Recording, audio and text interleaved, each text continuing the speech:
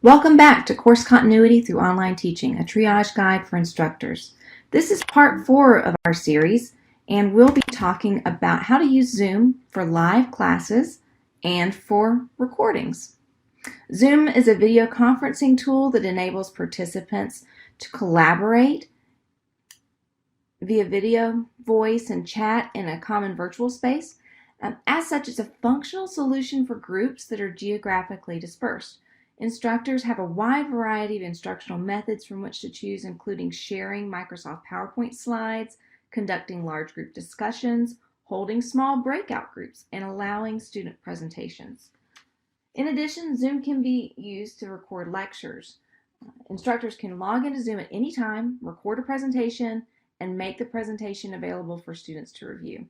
In this section, in this demo, we'll be covering how to schedule sessions, how to host a live session, and how to record and post a lecture.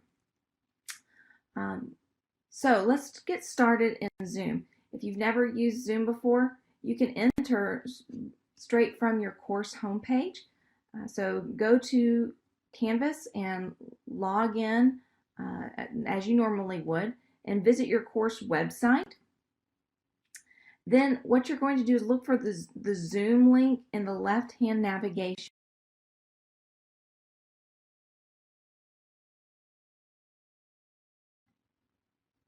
We're going to title the meeting. You can use the topic that's already there. That's fine with the course section. Then you can enter a description if you would like. Then we're going to schedule the date as to when it's going to meet and the time and its duration. If it's a recurring meeting, you can set that up as well to repeat. Make sure that the audio is set to accept both telephone and computer audio by selecting the both radio button. And then you can select and customize meeting options. If you think that you might forget to record the meeting automatically, then I would go ahead and click that and have it record to the cloud so you don't junk up your hard drive on your local machine. And you can enable students to join the session before the host, though typically I'm there before any of my students arrive. Most of the others I don't worry about. Occasionally, if I'm concerned about background noise, I'll mute the participants upon entry. They can always unmute themselves when they come to class. And then click Save. Now, this meeting is scheduled within my Zoom class. I can get to it, and my students can get to it. Simply by clicking the Zoom link in the bottom left corner, again on the left navigation, it'll show upcoming meetings, and I can scroll down and find that June 1st meeting that I just created. When I get ready to conduct class via Zoom, first off, I want to make sure that I come early. I practice my class by myself or with a colleague. Your computer will need to download files the first time Zoom is opened. So it is better to complete that installation process prior to your first day of class or prior to the first time of using Zoom. Complete all other steps necessary to conduct class and note any problems that you have so you can get help with those before your class date. On the appointed day of class, start early. Get yourself more time than you think you'll need. That's important. It always takes a little bit longer than you think it will that first day. Then when you're ready to launch the live Zoom class, open up all your files, websites, programs, and links that you're going to need to reference during that class. This is important, and we'll come back to it in a minute, and you'll see why. But go ahead and open up your PowerPoint presentation. Open up the YouTube video that you're going to share. Open up the website or the handout that you're going to go over in class. Have all those assignments open up in different windows or in other applications while when you're ready to go into Zoom. Then log into Canvas, go to your course homepage, click Zoom on the left-hand navigation to get here, and click that Start button next to the session that you want to launch. Zoom will launch automatically.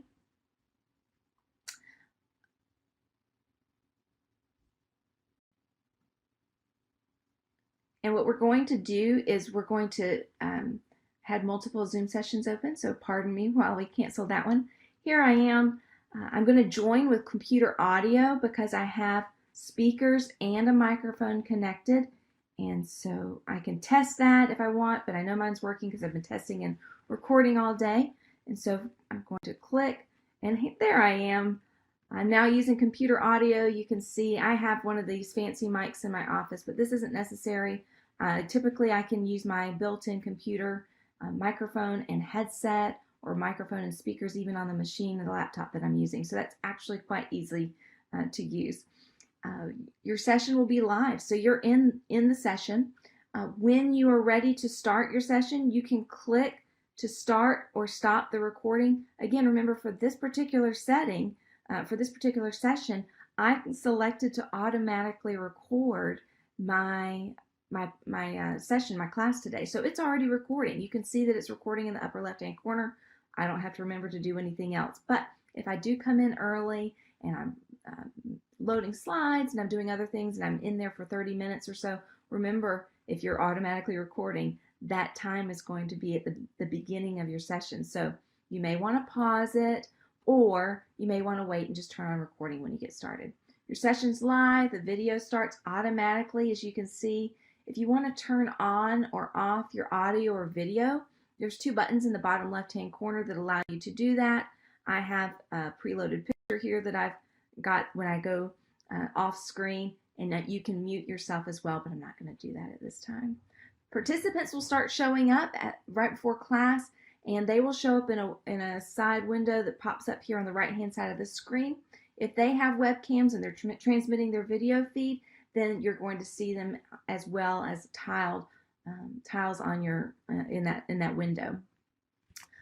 You can click the chat button at the bottom right, and whoever's in the class can type messages to each other, and we can have those post as the conversation continues in class. This is a great way if you're lecturing for somebody to come in and ask a question that they may think about during the discussion or during your lecture, and so they can ask the question and you can come back and pause and answer those questions later in class or whenever it's convenient.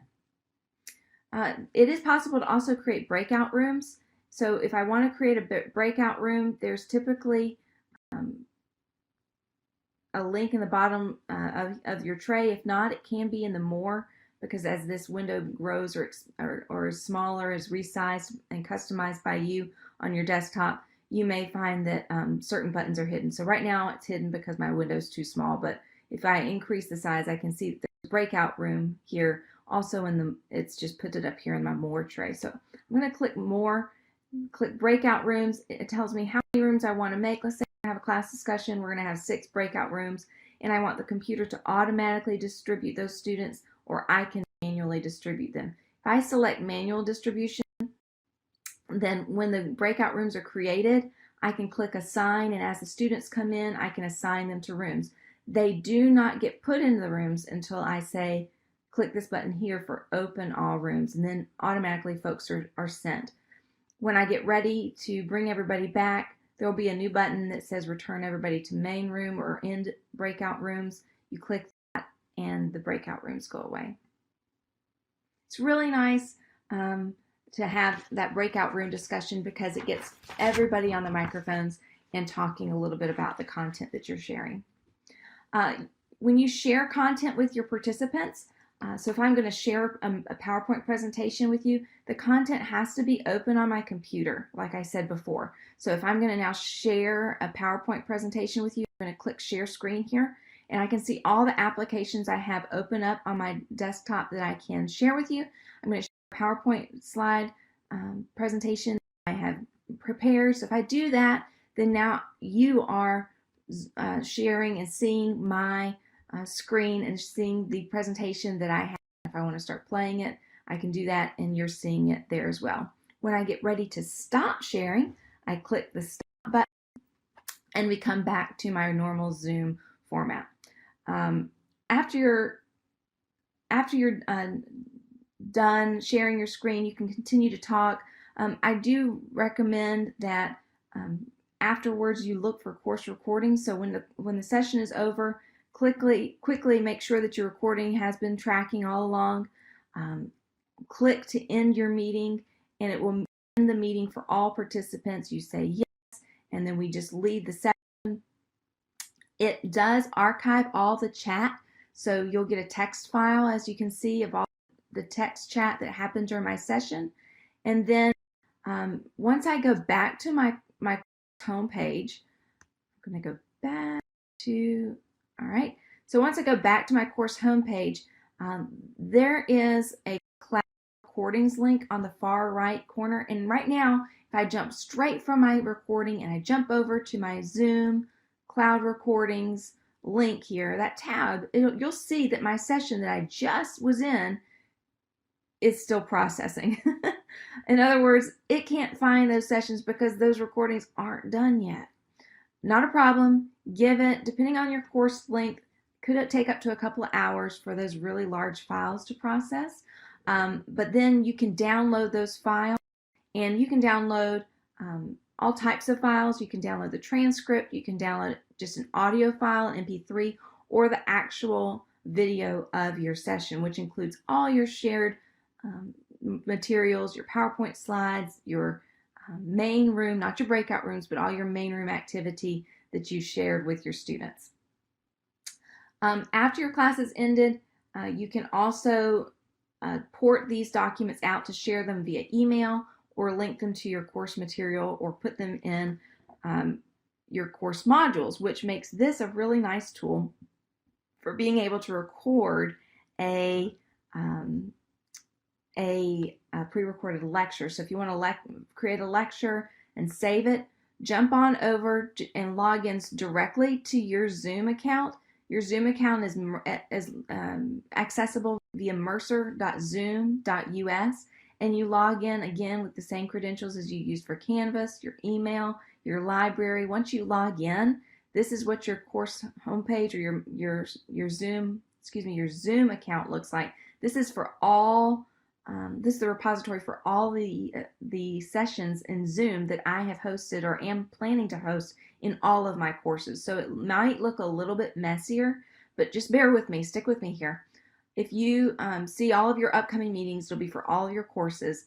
It'll show all previous meetings you've held, and allows you to have a personal meeting room. This is what I would recommend if you're creating a private lecture that you're going to post later for students, but you're not hosting a synchronous session with other people. All you have to do is log into Zoom at mercer.zoom.us, click personal meeting room, and start your meeting, and it loads automatically, and you can start recording and record your lecture. Then again, go back to that course page. Again, it's going to try to start for me, so I'm going to cancel the meeting. And then I'm going to go back, and when I'm in Zoom, when I'm in the Zoom my page rather, then what's going to happen is back there. Okay. There's my home page.